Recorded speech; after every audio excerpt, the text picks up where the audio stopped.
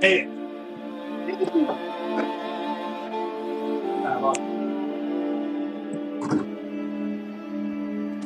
Oh.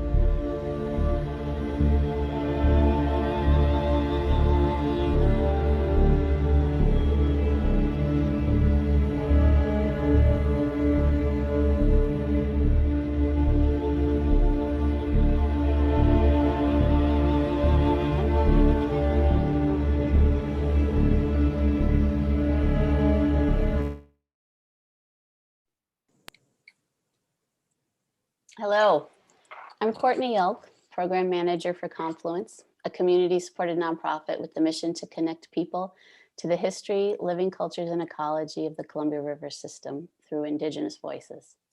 To find out more about Confluence, please visit our website at confluenceproject.org. Thanks so much for joining us for the Gather screening and Q&A. I'd like to thank the numerous people that contributed their knowledge and experience to this beautiful film, as well as to the lands, plants, animals, ancestors, and families that have supported them all since time immemorial. I'd also like to give a big thanks to the Cowlitz Indian tribe for their support for this program.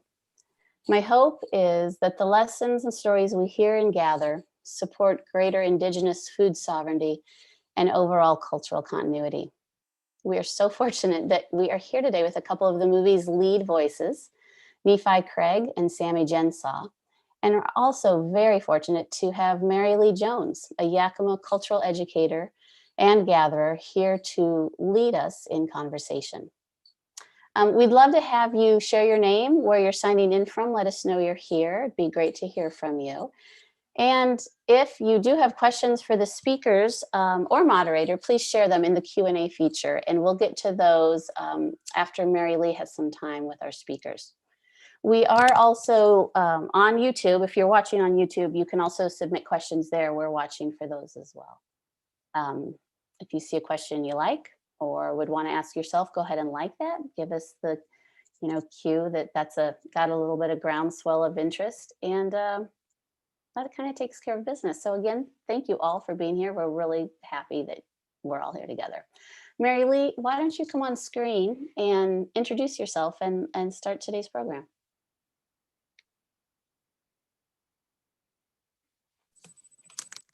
Well, hello.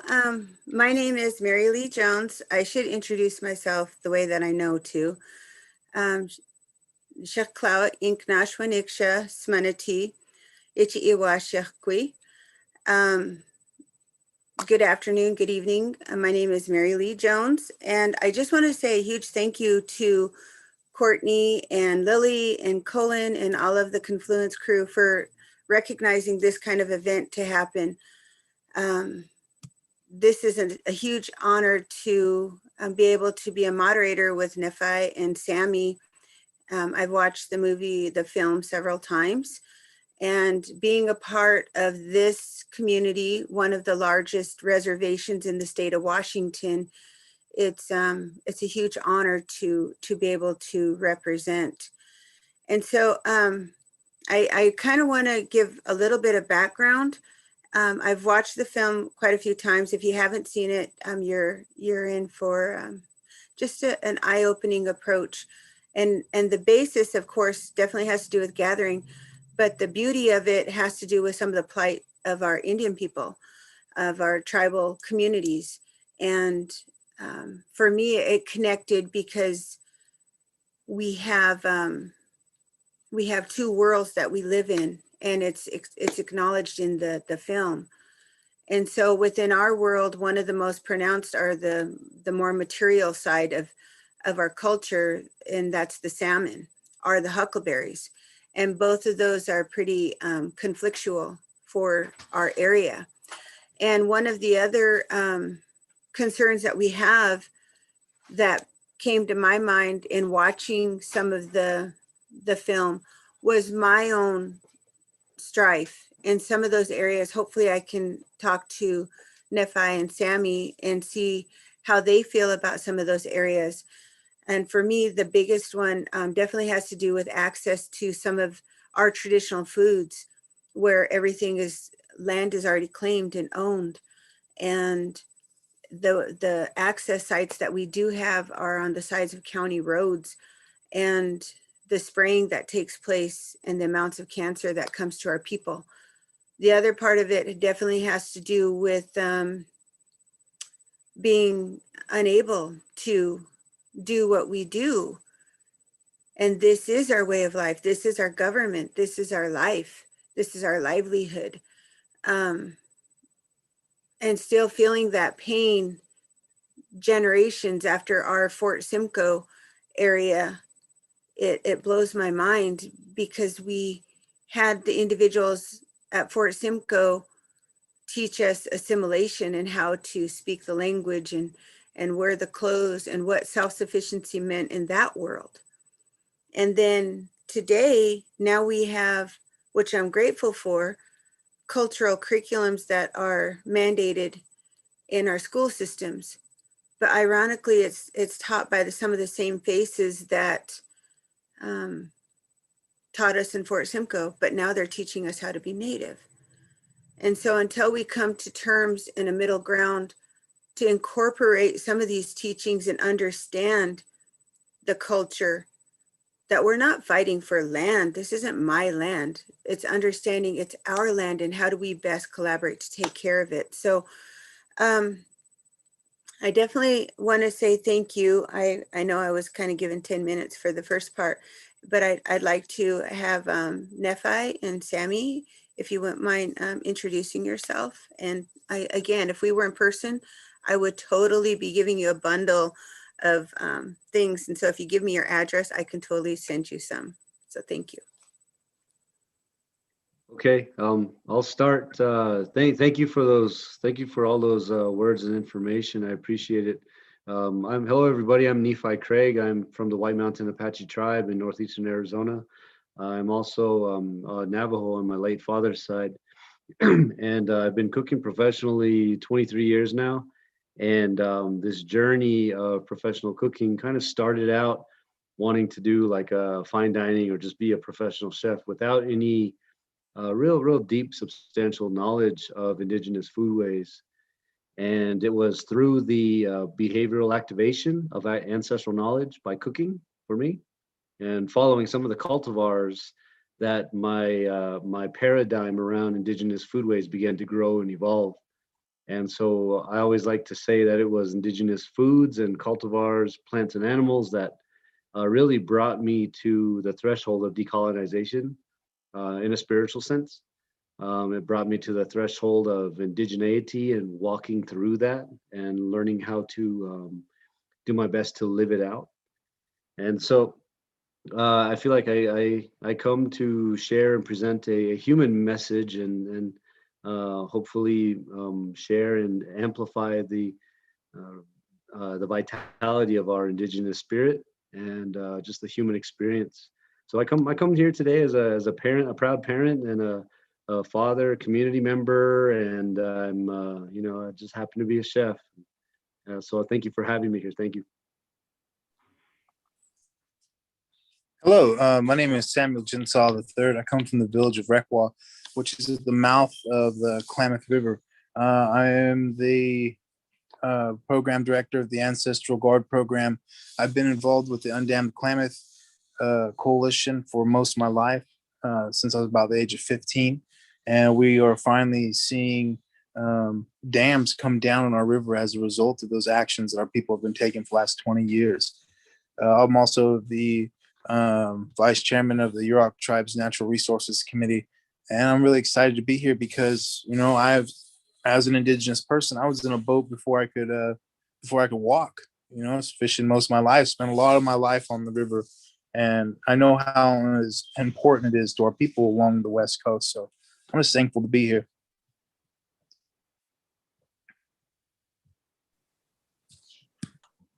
Okay, I know that there's so many questions, and personally, myself as a member of our gathering community, I was really touched by the words that you talked about, Nephi, with having to do with wellness. And Sammy, the way that you spoke with some of the individuals when you were getting ready to fish. And so I have my own questions that I'll kind of tailor in, but there was a list of questions that I know a lot of individuals would like to know. So in the film, could you kind of let me know what did you get out of it, and what was your feelings going into it? Was it what you expected? I can start. Well, I didn't know what to expect getting into this production with the film. Initially, I was very hesitant to participate just because a lot of film companies and producers are very notorious for coming in and pretending that they discover us as Native peoples, right? They kind of come in with with a kind of a Columbusing attitude that they're discovering our world and sharing it and all that stuff. So I have some experience with production companies and stuff in the past, and just from experience, I was very hesitant. Then actually agreeing to go into the project, getting to know the directors and the team, I began to find and understand their perspective, and that the audience was definitely for our indigenous communities.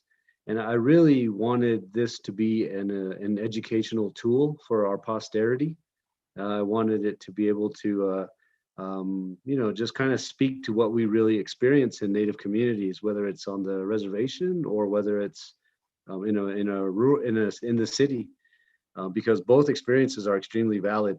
None just because you live in the city doesn't outweigh or underweigh the experience of living on the res. So the way it turned out in the production of the film is that it was very free flowing and organic. Nothing was scripted. It was just kind of capturing us in moments in our life as we were pursuing the work that we've all been engaged in.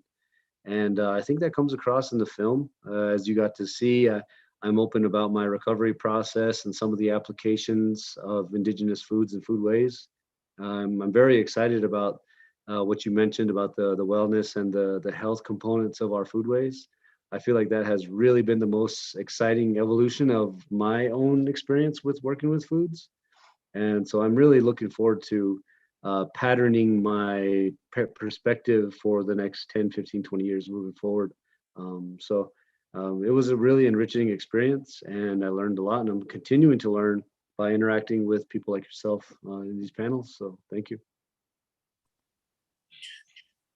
For myself, it was a great opportunity to kind of showcase the work that we've done, because for years we've operated as one of the only self-sustaining youth programs in Del Norte County.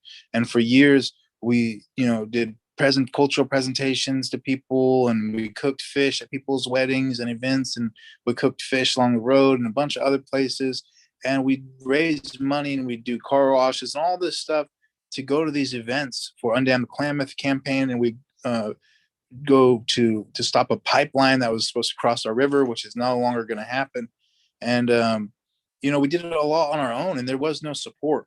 And when giving us the opportunity to share our programming with the world, because myself as a trained organizer, it's we've had all this program developed, but we didn't have the resources to implement in our community.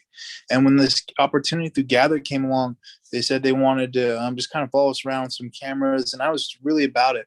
But then also they said, no, we want to make sure that making this film has an actual impact in your guys' lives.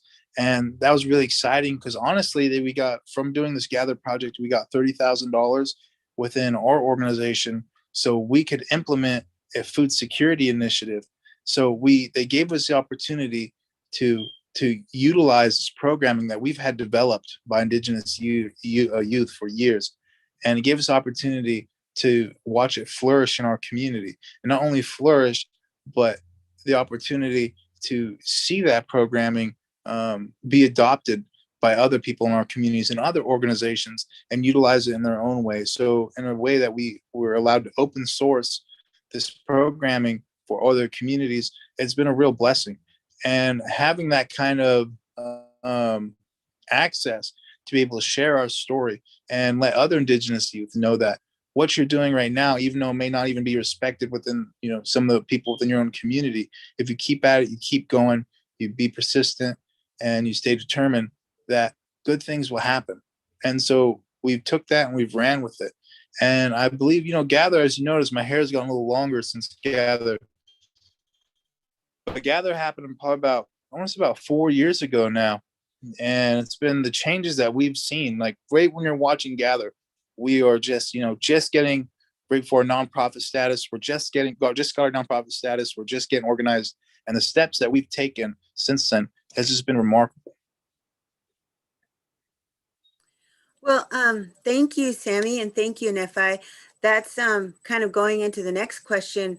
I was wondering how long ago the film was made. In the film, I think you said you were 32 at the time, Nephi, and just opening up your business. And Sammy, with some of the stories that went on and the travels that you had and the advocacy, since the time of the film, what kind of changes has it brought? And I'm glad you mentioned that there's funding, but what have you seen in your community?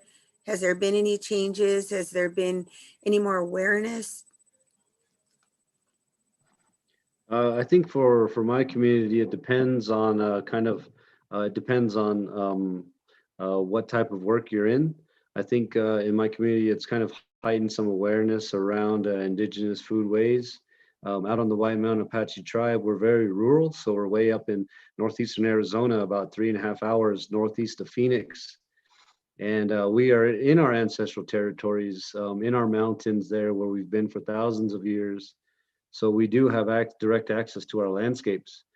And in terms of seeing changes or growth, it depends, because many of the community does have access to go out and engage in, camping, hunting, fishing, all of those kind of food related activities. And for whatever reason, some people do and some people don't. I think where it's seen a really kind of visible impact has been at the farm that you saw in the film. In Debikia, they've increased production and been able to continue to grow more and make more fresh foods available. For us in our area for the cafe, at the end of that film, at the end of Gather, when you get to meet us, you see the very beginning of our soft opening activities in Cafe Gaujon. And so within a few weeks after that, the pandemic hit Arizona pretty hard, and the state issued their order to shelter in place. And so we spent about a year shutting down the cafe. And so during that time, we switched to doing a lot of telehealth and different outreach programs. And the tribe has been very vigilant about creatively meeting the needs of the community. So I think it has brought some awareness, more awareness to food security and food insecurity issues. And I think it's kind of helped to help us to realize the potential of our landscape from an ancestral perspective, because I feel like as Native peoples, it's the landscape that taught us how to be who we are. So for us as Western White Mountain Apaches in Western Apacheria, it's our mountains, our rivers, the animals, the climate that taught us who we are, and it's woven into the fabric of our language and culture. So I hope that we can leverage this heightened awareness of public health and sanitation and nutrition, because everyone was talking about boosting your immunity through food and diet, and that kind of bounced back to questions and people remember how strong our native foods are nutritionally. So I think that's kind of some of the kind of a multi-dimensional look of how I've seen change, because I'm pretty close to food and the food conversation. So I hope that answers the question a little bit. Yeah, for us, like I was saying earlier, it really gave us the opportunity to showcase existing programming. For instance, our assisted gardening programming or our Victorious Gardens initiative. We've combined these two services and we're able to, deliver life-changing services to people on a daily basis. Right now, have about 60 garden boxes going out into the community, 6 foot long, 3 feet wide, full of Hue Culture organic soil, and then putting all organic plants in there, and then coming around to assisted gardening program once a week to make sure that their gardens are up to par and that they're actually producing a good harvest.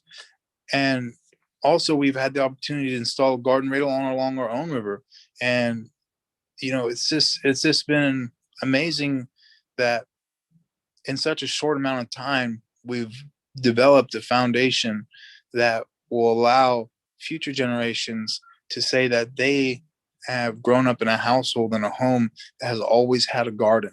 So when we're talking about, bringing the health into the homes of our people, we're doing that. We're doing that in a way that's safe.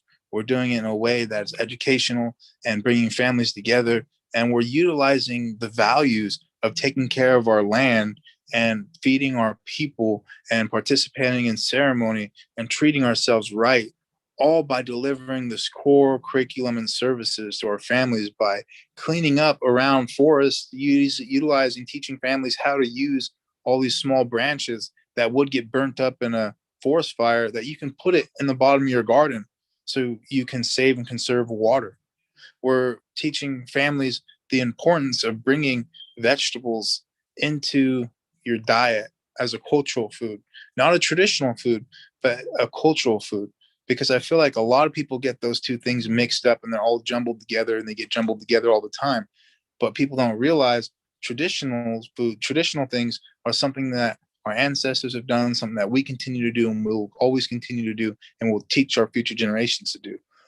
Our culture is changing on a daily basis. It's living. It's something that can't be stopped. And no matter what you're doing, you're living your culture. This is who we are. So bringing vegetables into our cultural foods and turning them into a tradition. So we want a whole generation of young people to say, I've always had a garden in my house. I don't know what it's like to not have a garden on my property. And then to have them pass that down as a tradition to their family so that their children will say, well, my mom and dad always had a garden. And now we have a garden. I was raised with a garden. It's taking these steps and realizing that, we are not the chosen ones. We are not the generation that's going to fix everything. Everybody that you looked up to is not the person who's going to save you. The people who are going to address the key problems that we face as human beings today are sitting in a kindergarten classroom. They're sitting in a preschool. They're sitting in an early 5 education system. These are the people who are going to address these problems and deliver solutions that's going to help heal our world. And we need to focus on them and develop ways that we can invest time and energy into these generations so they can do the same for their children. And that brings it back to the values of being Indigenous. Thank you. Both of you shared a lot of good information. And one of the things I think I really understood and felt in both of those responses is that connection, of course, to the land, but how our plants and our animals, they are the elders, and that's what it's taught in our communities. And there's a creation story behind it. And so the adherence that you have to those teachings, it really opens up my heart and my mind, especially during these times of COVID.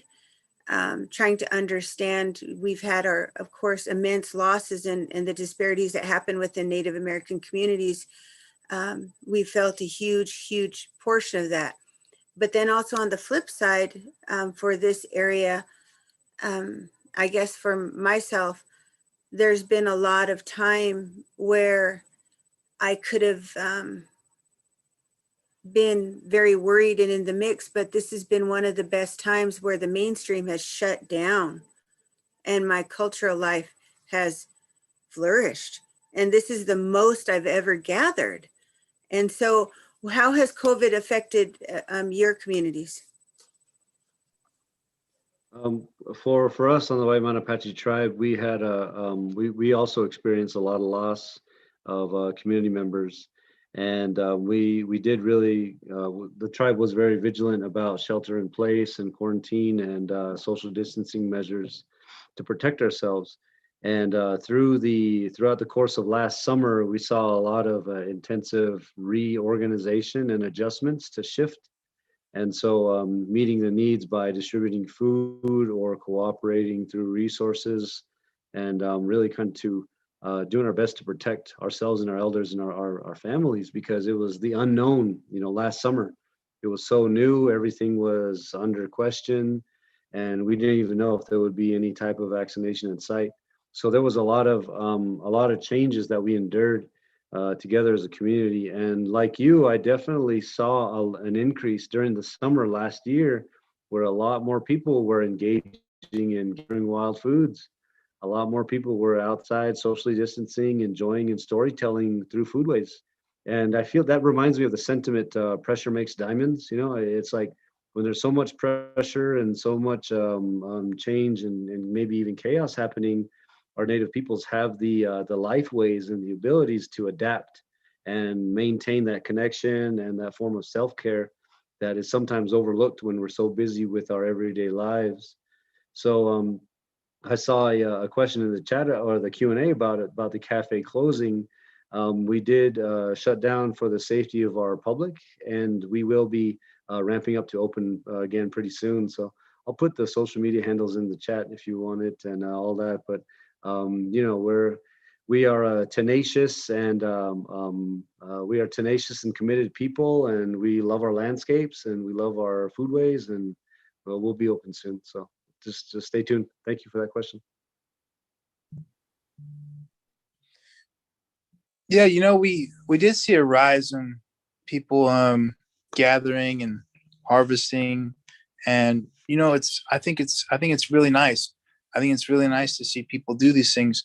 But on the other hand, I was raised, I didn't catch fish because I wanted to take a picture, or I didn't catch salmon because I wanted to feel some type of connection to my culture. I went out and I caught salmon because I needed to catch salmon for my people to stay alive. And a lot of these times growing up, it's this type of harvesting and doing these things and going out into the wilderness and gathering these things. So when I was younger, that was because people looked at that and said, you have to do that because you're poor and you didn't really have an option. And, that it was just something that we had to do. And I see a lot of people, they build these connections by going to harvest these traditional foods, or they post pictures of where they're at and do, post it everywhere and do all these things. But that's the reward of being connected. You know what I mean? If you really want to, what we have to teach people is that this is nice, but we have to remember it's the values of our people that have transcended throughout generations, and these values have allowed us to maintain the knowledge to sustain these ways of life. If we want to harvest these traditional foods, and if we want to include ourselves into that world more and more, it takes a lot of work and it takes years of time, and there's certain things that we have to learn and respect to be able to receive that blessing, to be able to bring that food home for you. Because if you're just going out and you're just catching as many fish as you can and just cooking it, eating it, and doing whatever you're doing with it, then those aren't transcending those traditional values. That's utilizing these things. It breaks the system that's thousands and thousands of years old. And as Indigenous people, we often don't look as if we can have that type of impact. But what I like to say is that when we do these things, like for us, when we teach kids about fishing, we're not just teaching them to fish and feed themselves. We teach them your first salmon, you give it away. You completely catch it. You spend all that time. And, nowadays you only catch one fish, couple fish, and you process it all up and you do all these things, and then you give it away. And what that does is it sets within the mindset of the child, of the individual who's learning that, these systems of reciprocity need to be in play. Because when you first do that as a child, you feel like all this hard work has just been taken from you. then you give it to somebody, and then once you see how happy it makes them and how it improves that relationship with that person, it makes you feel so good and rewarded. And I believe a lot of that has been taken from us. And to to go to these places and just take and store for yourself is that's something that could be dangerous. And exposing these places and exposing these foods to become trends and to become viral sensations and do these things, it's it can be it can be it can have a negative impact. So we really have to educate people about the values of harvesting traditional foods, just as much as we have to teach people the practices of traditional foods. And that's why I really enjoy farming. And that's why I really enjoy growing vegetables, because as a fisherman, it's something that we've never done before. And in our community, people thought, that it couldn't be done. And because we're so divided between fishermen and farmers. And right now, we're facing one of the worst fish kills going on in the United States right now in our river and our home system. But what we're doing right now is we are teaching people to lean on vegetables, to lean on these crops, and to support their families. And by doing that, we can put a little bit of ease on this fishery. We can do everything we can to make sure that these salmon are coming up our river. But when it comes down to it, it's the daily decisions that we make as human beings that affect our lives and how we live and how the world sees us. So we have to really live these values if we're also going to eat the foods.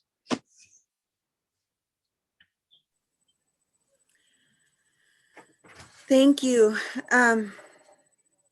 You've said quite a bit, and it kind of led into the next question about what's the future of food sovereignty. So I kind of want to keep that on the back burner and think about the next question beyond that, about how non-natives can be allies.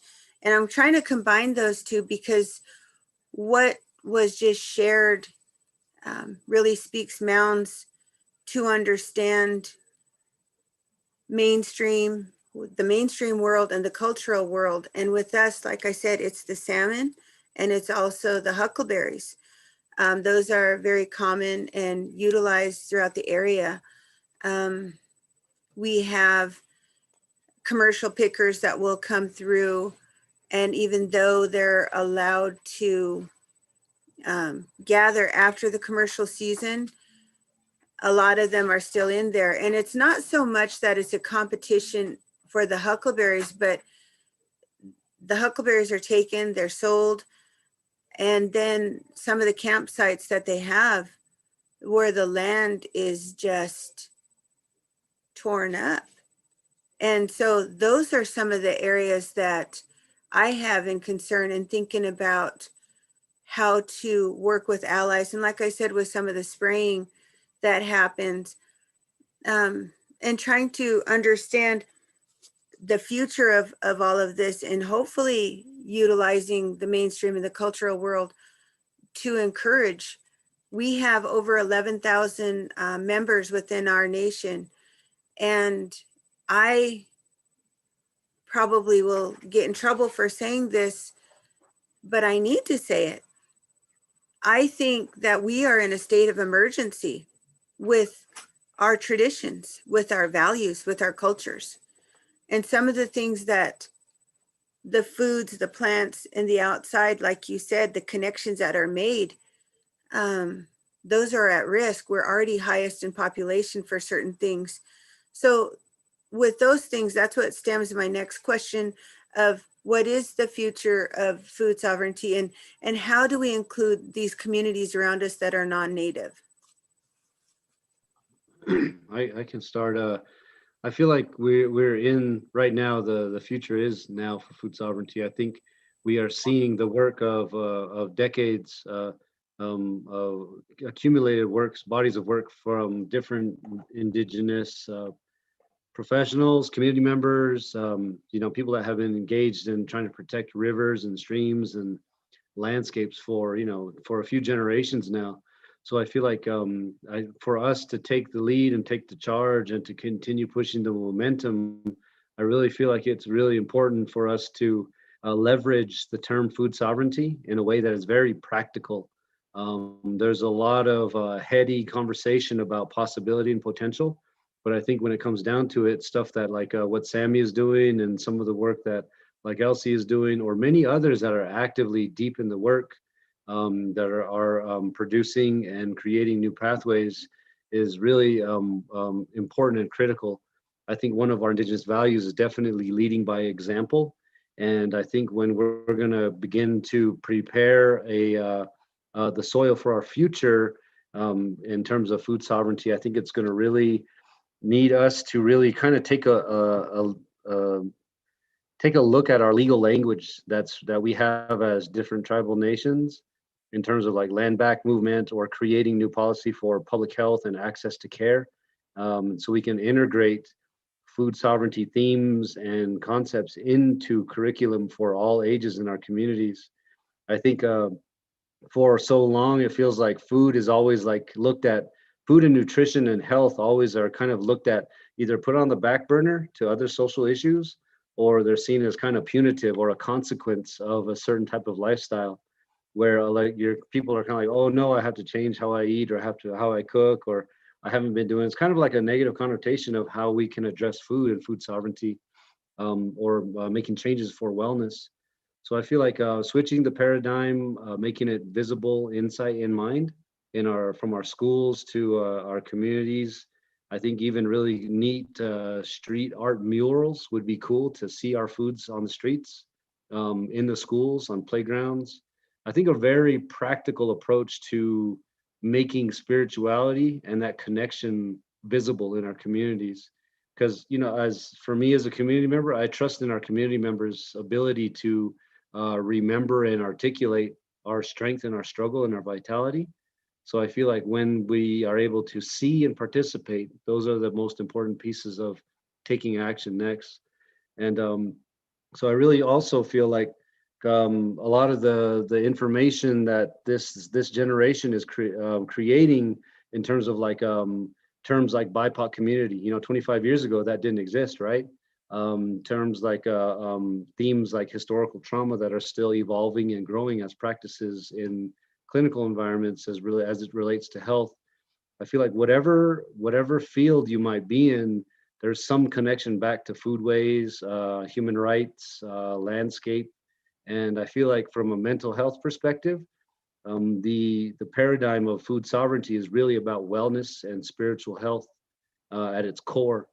Because I feel like if we are not able to disengage from the colonization monster and the values associated with colonization, we're still going to be perpetuating that cycle.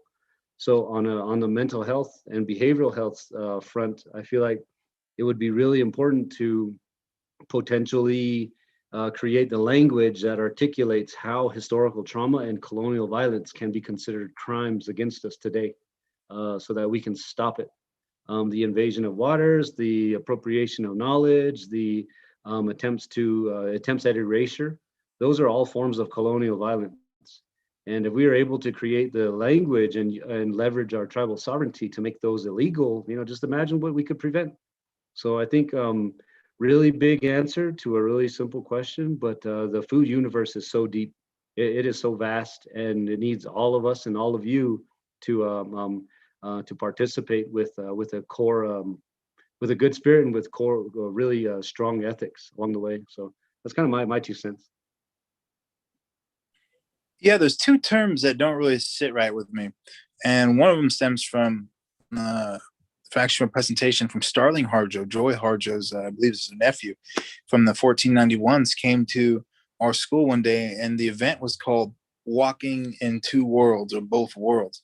And they got up on the stage, he grabbed the mic, and he said, "There's no such thing as two worlds. We have one world that we're living in." And when they said that, I believe that. I truly believe that I believe that the idea of two worlds is an outdated expression, because we have to realize there's this one world that we're living in. The commercial harvesters, they're affecting the same world that our traditional people are harvesting in. And we have to realize that when we develop policies that, don't include indigenous people, that's not just happening in their world. It's happening in our world. It's happening in this world. So we have to acknowledge that and realize that. And what we don't see, and allies. So if you say allies, it gives people an out to jump in when something's popular and jump out when it's not. Because when you're an ally, in modern social context, and like as if in the world of activism is so popularized over the last years, I've never acknowledged my self as an ally until, I mean, as an activist, until people started labeling me that, and people started saying that, and it's like, what did this? Okay, so what I'm doing is an activism, but no, activism is somebody who actively tries to be a part of that world. Activism is somebody who doesn't really have any ties to those places, but they're actively trying to be a part of it and trying to do something good. So if you're an ally, you're not being an activist. You know what I mean? You need to be there. You need to be a part of it if it affects you, if it affects your family and the people you love. In the Ancestral Guard, we don't organize by tribal and not tribal. We're one of the largest tribes in Northern California, but we have people all over the place. And what we do is we operate within our ancestral territory. If you're living within our ancestral territory, you have some of the same rights and responsibilities as we do. You have the right to feed yourself, to feed your family, and to make sure that this earth is here so our children can do the same. And that's the value system that we operate, and that's the value system that we teach. And utilizing these values to implement these systems of reciprocity within our communities that have been alive for thousands of years, and teaching these to people who live here is one of the most important things that we could do, because there's so many people in our areas, they love this place, and they're part of these conservation efforts. But in reality, if the conservation effort that you're part of does not put indigenous people at the forefront, if it does not put the rights of indigenous people at the forefront, or if it does not include traditionally based land management practices at the forefront of their organizing, then you are part of modern colonization, and you are part of the problem.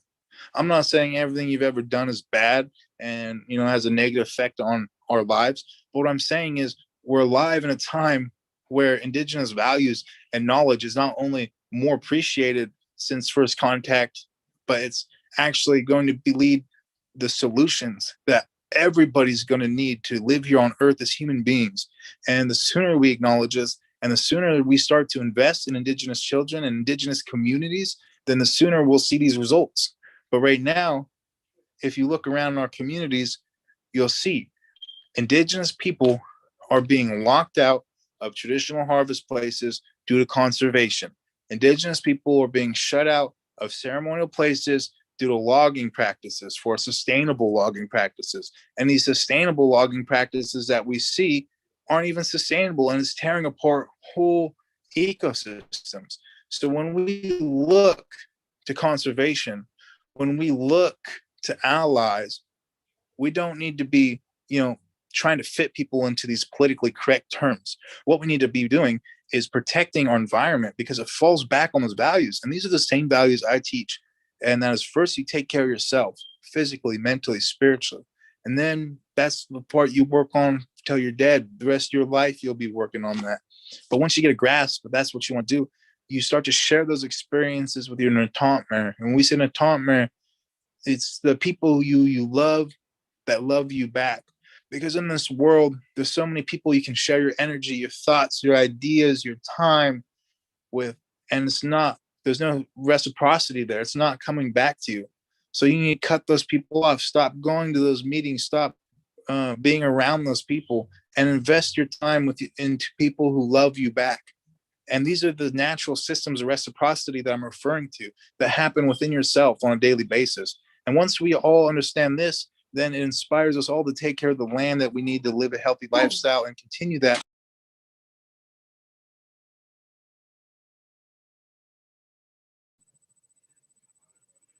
Well, that almost brought tears to my eyes. That is exactly some of the things that I know I need to hear. And some of the things that, like I said, over 11,000 strong, we maybe have 250 gatherers. And so that's like a huge disproportion. And my thought is trying to figure out how to, and I'm going to go to some of the questions that we have in the question and answer box. But within the school districts, we're 1%, if that, of the United States or even the state of Washington. And from where we sit, there's like 246 school districts in the state of Washington, and according to schooldigger.com, we sit at like 245. And so the schools on the reservations, it seems like it's that way across the state of Washington, where a lot of the reservation schools are lowest in the rankings. And so we have a question in here. As a white educator, how do you recommend sharing these concepts with youth without stealing a story that is not mine? Do you have any answers or ideas towards that? I feel like depending on where your school is located, if you have access to community members and allow some of the community members to be those voices and to share that knowledge, that's a really powerful way to engage the generations. I think it's definitely a thin line that we walk in terms of using cross-utilizing cultural knowledge, and is definitely one that can be damaging if people begin to culturally appropriate and benefit from ancestral knowledge or traditional ecological knowledge. I feel like that's one of those reasons why I brought up being able to create the language to protect that knowledge. I know there's language out there that's been formulated and created, but as it continues to evolve, I think it's really about taking a serious look at your own code of ethics and how you choose to relationship build with community members and even the children of community members in schools, because what you choose to teach and present, even with the tone of voice or the delivery or the selection of imagery, can have an influence on how it's perceived. For example, when I first got into culinary school in 1998, I asked a chef instructor, I said, "Hey chef, is there such thing as a Native American cuisine?" And here I am, this 18-year-old kid from the reservation of the Navajo Nation and the White Mountain Apache tribe, looking for external validation from some white dude, some white chef. And the response wasn't probably intended to create harm or shut down, but it did, because it was like, I know you make fry bread. I don't know.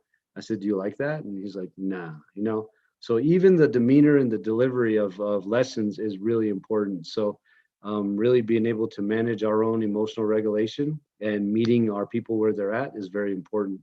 And I think as Samuel was talking, he really touched on or made me think of something that I think is very important, is that all of our tribes and locations are very different, and our regions of the United States are very different. The social, political, and economic climates influence indigeneity in ways that are very direct or indirect. And so like up in the Pacific Northwest, I've been to Portland, I spent some time there before, and up in Washington, Seattle. It is just beautiful. The access to food and the food consciousness of food and cooking is years ahead of like here in Arizona, for example.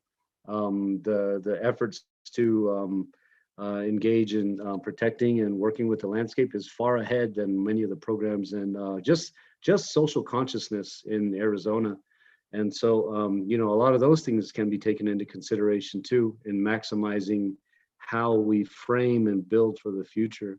So, but that's what Sammy made me think of as he was talking and sharing, that a lot of these regions are very, very different, and we can kind of hopefully network and continue to build cross-culturally for our future. So thanks for letting me talk. Yeah, a lot of people don't know I'm a 16th white myself. So I feel like I have, there's this funny thing where I couldn't really answer these questions about people ask me, well, I'm a white person. How do I do this? And it's so funny. I took that DNA test with ancestry.com. So now I feel like I am more prepared to answer, I'm a white person questions than ever before. I took that test. I sent it in. They sent it back. They said I'm like 20% Zapatista from Mexico down there. I was so excited. I didn't even know how to act. I was just wanting to be all about it. So now, I understand how people, feel when they say, oh yeah, you're a little bit Indian or something like that. But what I didn't do is go down there, you know, raid through what I thought was the best of their culture, take what I wanted and take it home with me and make it my own and do whatever I wanted to do with it because, I have that little bit of information. That is cultural appropriation. What I did is I did my research. I educated myself. I learned about these places. I learned about the people who live there and what they're doing today. I didn't romanticize what happened in the past. I didn't throw pity parties about, these traumas that these other people went through. What I did is I educated myself so I could, make decisions for myself on how to teach my children one day about it, or would I approach, learning more about this, because there's people right now who live and breathe that culture on a daily basis, and they live and breathe these lands on a daily basis. And that's not me. But what I do know is that the way that they fought to protect their life and land and people, it flows through me. That energy it's a part of indigenous, what we call the restorative revolution, and it's everywhere. So just because you feel like that or you feel some type of way, you don't have to appropriate somebody's culture. But what you can do is you can appreciate the values. And again and again and again, you'll hear me talk about this because so many people ask me, what can I do or what can I do? And the main thing is, don't take the weight of the world on your shoulders because it's only going to hurt you. We're not meant to hold that much pressure on ourselves. What you can do is you can change your values. Because when I was younger, and I remember I've had white educators, I don't remember anything they really taught me, but I remember how they made me feel. There's always that liberal teacher who wants to point you out when it's that time and talk about, oh, how stressed you are, and point you out and do that. And that feels just as bad. I'd rather have someone come out and just tell me that, be honest with me and, just they hate me, because I've had both experiences of, white educators on the conservative side and the liberal side, and they both made me feel nasty. But I've also had the same experiences where it didn't matter the color of the skin because the teacher cared about me, cared about my education. He valued what we had to say and he valued what we're doing. And those teachers, it didn't matter if they were white. It didn't matter if they were black, brown, or any color. What it mattered is that they respected me for who I was, and they respected my people, and they respected themselves as a person living within our community. And these are the people that I still have relationships with. I still carry on these relationships. So we have to take race out of the equation. It can't be right at the forefront of our minds, because we have to acknowledge that, in the Ancestor Guard, we have Caucasian kids running around in our programming just like any other Native kid, because they live in our ancestral territory. They're with us. They spend time with us. So they have to learn these values, because there's two things that can go.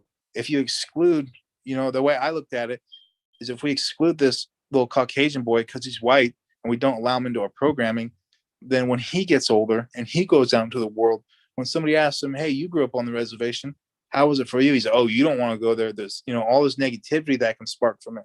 Or he can say, hey, you know what? Don't just treat it as a reservation. This is my homeland. It's this beautiful place, and talk about the relationships that they have. So, teaching these values transcends the color of your skin and the location where you're at, because these values are carried through, over 6,000 members all over the world of Yurok people. We're people of world renewal, and we carry these values within our heart. No matter what I'm doing, no matter where I'm at, no matter what's going on, I'm always going to be a person of world renewal. There's nothing that can change that. Now, as a fisherman, due to not only climate change, but the political climate within our region, as a lot of you in the Pacific Northwest know, I may not be able to be a fisherman for very much longer, and that's just a fact of life, of what we're facing right now. And it's sad, but it's a thing that we have to face. We can't hide from it. There's no two worlds to hide. You can't hide in a cultural world and, think you're safe from the political destruction of our river systems. It's not going to happen. What we have to do is stand strong, stand our ground, and be willing to die for that river. And if you are not a person who is going to starve when that river runs out of salmon, if you are a person that's not going to starve when that forest runs out of deer, then you shouldn't be talking about these problems. You should be doing everything in your power to make sure that those people's voice are heard. And if you're not doing that, you're part of the problem. 100% spot on. So I think we just got a few more minutes. So I'm going to go to the last question that we had and try to just get a quick response. So I just Googled up food sovereignty definition. That was one of the questions that was on there. What does that mean to you? What is the definition? So of course, there's a lot of lingo on here. Food sovereignty is a food system in which the people who produce, distribute, and consume food also control the mechanisms and policies of the food productions and distribution. So we know that's out there, but what does food sovereignty mean specifically to you? And just keep in mind, we got about 4 or 5 minutes. I'll start. I feel like food sovereignty means being able to pick and choose what we want to use and integrate. I feel like food sovereignty also means that, as from an indigenous perspective, we have the choice and ability to validate Western practices that we want to use, not the other way around. I feel like food sovereignty should allow us to create the practices and modalities to treat and help ourselves, as opposed to basically cut the red tape that exists from in the Western perspective, when it comes to resources. So many different types of indigenous activities that are food related can't get funding because they don't qualify under, certain types of grant projects or government resources or that kind of stuff. So food sovereignty, I think, is an all-encompassing cultural phenomenon that needs to be perpetuated. I feel like it should allow us to be able to engage with landscape and engage with family and community, to practice the values and the concepts and the ideals that we've always had, or that are ingrained in our languages and our clan systems. I feel like it's a pathway to all forms of spiritual liberation, and I hope that it does not.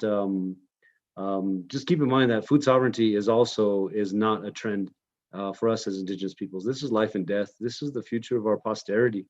And so I feel like it's something that should be practiced respectfully and responsibly, but also require us to leverage as much power and resources as we can get as indigenous people. So people that are supporting the movements in different communities, like Sammy was saying, really allow us to speak and amplify our voices, because we know what we need in our communities. So that's kind of what it means to me in a nutshell. Thanks. Yeah, I'll give it real quick. Sovereignty. First, we got to say sovereignty. So Charles Wilkinson, he was a lawyer of Billy Frank Jr., and he was a friend of mine, mutual friend.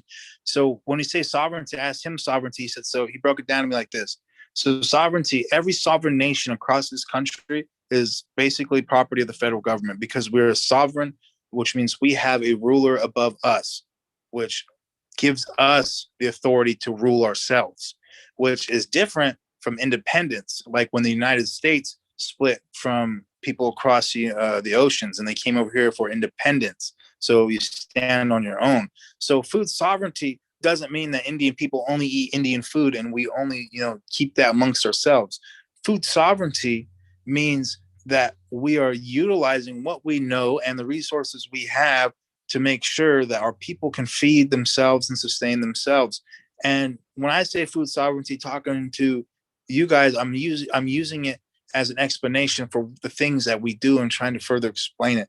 For me, I don't use that word a lot in our own community, because what we say is we're taking care of the people we love.